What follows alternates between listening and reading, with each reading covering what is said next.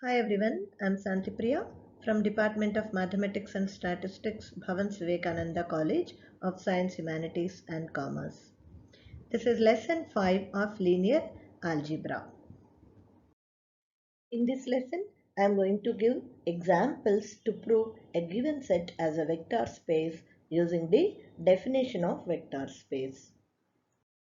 Our first example is Pn is equal to set containing polynomial p of t, that is equal to a0 plus a1t plus a2t square plus and so on an t power n, where a0, a1 and so on an belong to R. Prove that Pn forms a vector space over the field R. Now what is this Pn? The set Pn has all polynomials in T. So a polynomial of degree, what is the degree? Up to n. So I have a polynomial a0 plus a1t plus a2t square plus and so on an t power n. It is a polynomial in T and its degree is at most n. And these coefficients a0, a1, a2 and so on an. So these are all real numbers. An belong to R. So this Pn has all the polynomials of maximum degree n. That means it will have 0 polynomial, it will have first degree polynomial, second degree and so on up to nth degree, whatever we define n for. To prove that any given set is a vector space, according to the definition of vector space, we have to satisfy these 10 conditions with respect to vector addition and scalar multiplication. What are all those 10 conditions? Sum of any two vectors is again a vector in the same set. Vector addition is associative. There exists a zero vector in the set, and for each vector in the set there should be a negative vector correspondingly, and then vector addition is commutative, and for any scalar if you multiply it with vector it should give the same vector in the same set. And then these are the distributive properties with respect to addition and scalar multiplication. And next one is, this is regarding scalar multiplication associative property, and next one is multiplication with unity should give the same vector. Now let us see for the given problem how do we prove all these 10 conditions. Now let us prove this problem. So Pn given here as set of all the polynomials which are in the form of p of t. So each vector in this is a polynomial of maximum degree n. So to prove this, let us start the solution. So here I have to take elements from the set given set Pn. So I have taken vector u, which is nothing but polynomial p of t of maximum degree n with a0 plus a1t plus a2t square plus and so on an t power n. So how do I take another element in the same v that is also a polynomial in Pn, so q of t. Then if it is also a polynomial in Pn, it should differ only in coefficients, because t term must be there, t square should be there, t power n should be there, so and the constant should be there. Only the difference will be in terms of coefficients. So I have taken q of t as b0 plus b1t plus b2t square plus and so on bn t power n. Similarly, the third element I have taken w, which is r of t, with another coefficient c0 plus c1t plus c2t square plus and so on cnt power n, three polynomials from the given set Pn, and I have taken two scalars cd. Where are these scalars from? The real field R.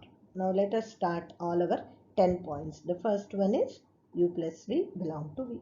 So u plus v means summing up the polynomials p of t and q of t. How do we add polynomials? As we learnt in earlier classes, we will add polynomials by adding the corresponding coefficients. That means you will add the coefficients which are there in the in constant place, then the coefficients of t, coefficient of t and coefficient of t here to be added, coefficient of t square in both to be added like this, coefficient of t power n, coefficient of t power n in both polynomials be added. By adding so, we will get p of t plus q of t is equal to a0 plus b0 plus a1 plus b1 into t plus and so on an plus bn into t power n. So we got again a polynomial of what degree? N only. And where are the coefficients? The coefficients a0 plus b0, a1 plus b1 and so on an plus bn are also there in the same field R, because you are adding the elements from the same field. So you got an nth degree polynomial which has coefficients in the same field R. So this polynomial will be again in Pn. So we have taken two polynomials, summed them, and then we got the resultant polynomial also again in Pn. So the first condition, that sum of any two vectors is again a vector in the same set, is satisfied. The second condition is associative property with respect to addition. So that is u plus v plus w is equal to u plus v plus w. So I am starting with LHS, u plus v plus w. That means first add v and w, then add u. So u is p of t, and then this is q of t plus r of t. So p of t as it is, add q of t and r of t. If we add these two polynomials, so you will get like this, sum of q of t and r of t. First we added that, then we will add, now this is one polynomial, this is another polynomial. So you will add these two polynomials. So it will give you a0 plus b0 plus c0. Similarly, a1 plus b1 plus c1 into t plus and so on. Coefficient of t power n is an plus bn plus cn into t power n. Then this I can write this a0 plus b0 plus c0 as a0 plus b0 plus c0. Why? Because these are real numbers. Real numbers satisfy associative property with respect to addition. So whether I write a0 plus b0 plus c0 or I write a0 plus b0 plus c0, both are the same. The same way, a1 plus b1 plus c1 can be written as a1 plus b1 plus c1 into t plus and so on. An plus bn plus cn can be written as an plus bn plus cn into t power n. Now this I can write it as, again I will split this as sum of two polynomials. First one is a0 plus b0, then a1 plus b1 into t, so a1 plus b1 into t, and so on, an plus bn into t power n, an plus bn into t power n, plus another polynomial c0, c1 into t, c1t plus c2t square, plus and so on, cn into t power n. What is this? This is nothing but p of t. This entire first one is, this is p of t plus this is r of t. So p of t plus q of t plus r of t. So this is, we got here that u plus v plus w is equal to u plus v plus w, which is satisfying associative property with respect to addition. The third one is regarding zero element in this set. Now if I take 0, I can write 0 as 0 plus 0 into t plus 0 into t square plus and so on plus 0 into t power n. That means 0 I can write it as any degree polynomial where I take the coefficients as zeros. So if 0 I can write it as an nth degree polynomial, it will be obviously there in Pn. Also, if you add this 0 to u plus 0 is, that is p of t plus 0. If you add p of t to this, what do you get? P of t has a0, so a0 plus 0. Then t coefficient is here a1 in p of t, here 0, so a1 plus 0 into t plus and so on, an plus 0 into t power n. So which will give you a0 plus a1t plus and so on, an t power n, nothing but p of t, which is u. So whatever 0 you have taken, it is satisfying u plus 0 is equal to u. Similarly, we can prove that 0 plus u is also u for all u that is p of t belong to Pn. So this 0, whatever you take, is a 0 vector in this V that is Pn. Then what is the fourth one? For each u belong to V, there will be minus u, such that if you add u and minus u, it should give you 0. So u, we have p of t. Now if I say minus u, it's a minus of p of t. What do you mean by minus of p of t? For p of t, you take change each term sign to plus to minus and minus to plus. So if I have a naught in p of t, I should make it a minus a naught. If I have a1 plus a1 in t, then in p of t, then I should change it as minus a1 into t, and so on, minus an into t power n.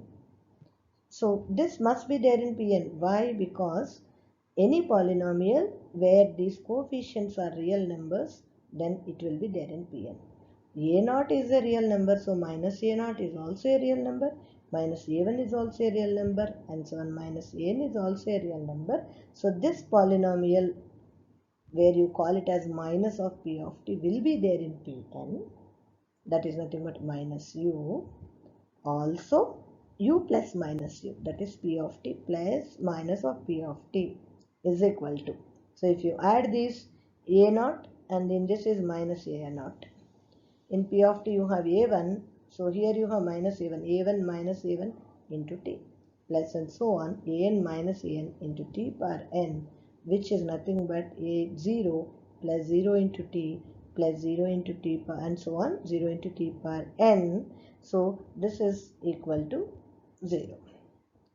Similarly, you can prove minus u plus u is also 0.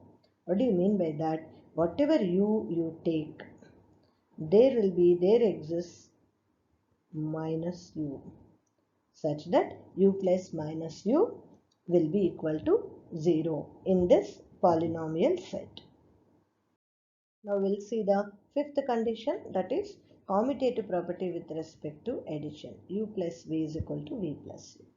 U plus v is equal to p of t plus q of t. And we know what is p of t plus q of t, we have seen earlier. This is p of t plus q of t.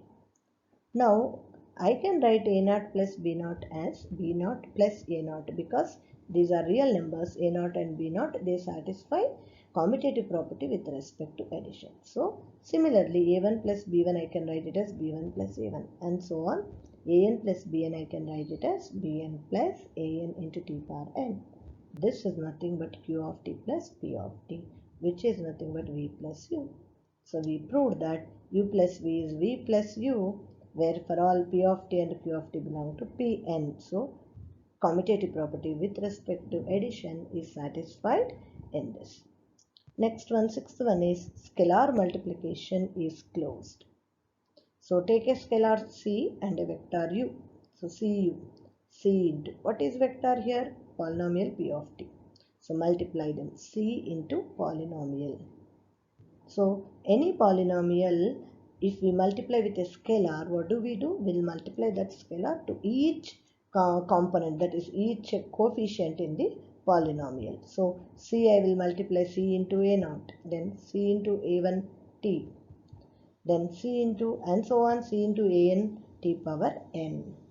This should be then p and y, because it is also a polynomial again. What are the coefficients? c a naught, c a1, and so on, c a power n, c a n, sorry, and all these will be real numbers. Hence the product cu will be again in the same given set, that is c into p of t belong to Pn. So scalar multiplication is closed in the given set Pn. The seventh one is like distributive property. Take two vectors u and v, then take a scalar c, c into u plus v is equal to cu plus c. This is like distributive property. So c into u plus v is nothing but c into p of t plus q of t. So we have seen what is p of t plus q of t. So we wrote it. Then this is a polynomial and you are multiplying with a scalar. How do you multiply? C into a naught plus b naught. then C into A1 plus B1 plus and so on C into An plus Bn into T power n. Now again these are all scalars. So this I can write it as CA0 plus CB0. This I can write as CA1 into T plus CB1 into T plus and so on. The last one I can write CAN into T power n plus CBN into T power n. So this I can again take common all the terms which with A0, A1 and so on. So I have taken C A0 plus A1T plus and so on plus ANT power n in one group. Another group again C I have taken common B0 plus B1T plus and so on BNT power n. This is nothing but C into P of T plus C into P of T. It's nothing but Cu plus Cv. For all P of T and Q of T belong to Pn and C is any scalar in R. So we proved that C into U plus V is equal to Cu plus Cv. Condition is similar to the previous seventh one. You are taking two scalar C and D and one vector U, and C plus D into U is equal to Cu plus Du. So C plus D into U, that is C plus D into P of T, is equal to C plus D into what is P of T, this polynomial. Now this C plus D is a scalar. How do you multiply this scalar with the polynomial? You will multiply this scalar to each coefficient in the given polynomial. So C plus D into A0, C plus D into A1 into T plus and so on C plus D into AN T power n. Now C plus D into A0, again these are scalars, they satisfy distributive property C A0 plus D A0.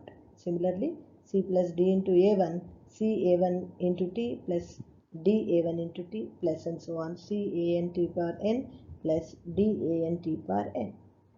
So now again take common all the terms with C in one group, and then again take D common and all the terms with the D in another group. C into all these terms plus D into all these terms, which is nothing but C into P of T plus D into P of T is equal to Cu plus Du.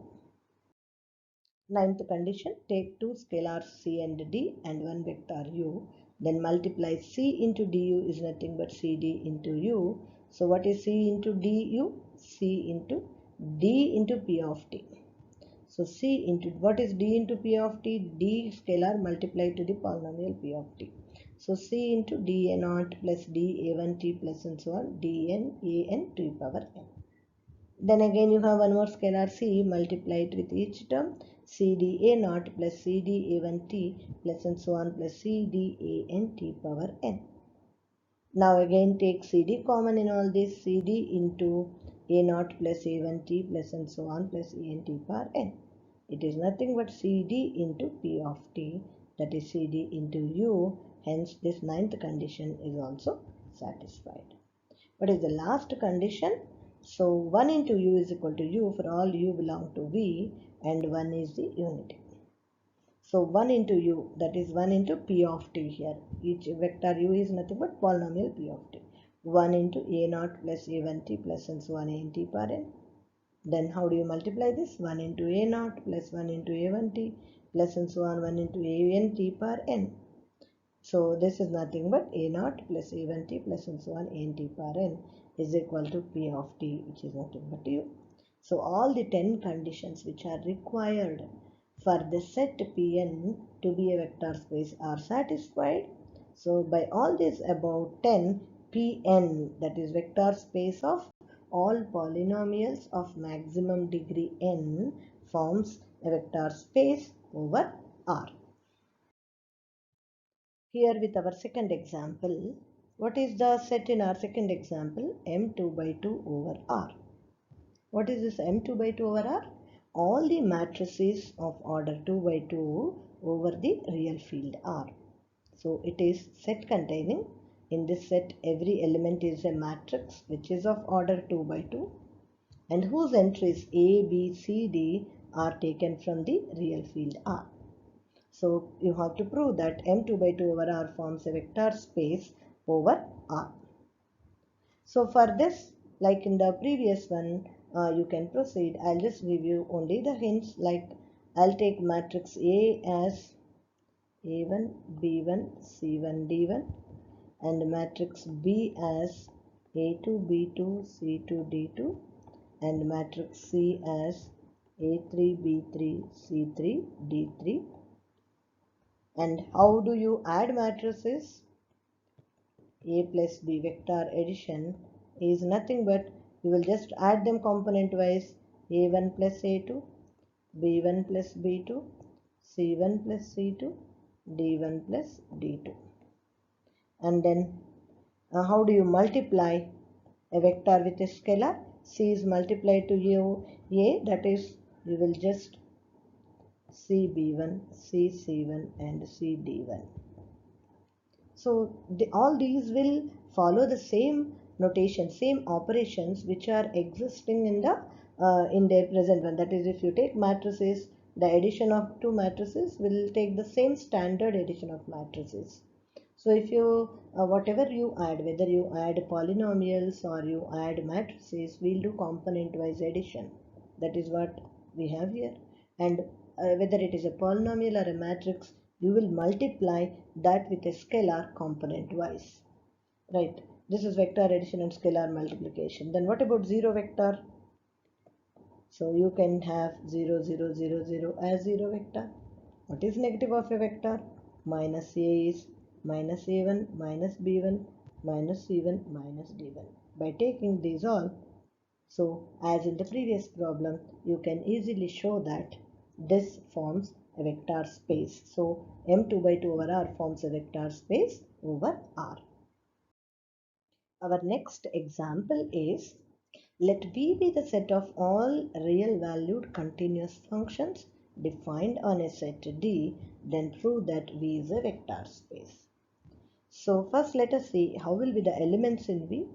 V has the elements which are functions. So I'll take it as a function from. So a function means you need to know what is domain and what is codomain. How do you know that? It is defined on a set D. So it is D. Then what should be D? D is a subset of real numbers because you are taking here all real valued functions. So D can be any subset of real numbers like an open interval, anything which is a subset of. So I can say D is a subset of R.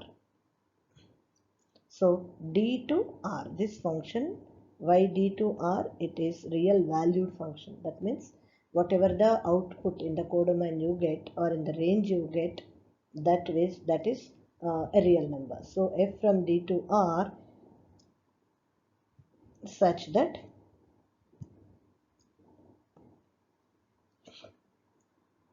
I have here such that f is continuous. Now you have to prove that this set V forms a vector space. So for this, here also I'll just give you the hints and leave the solution for you.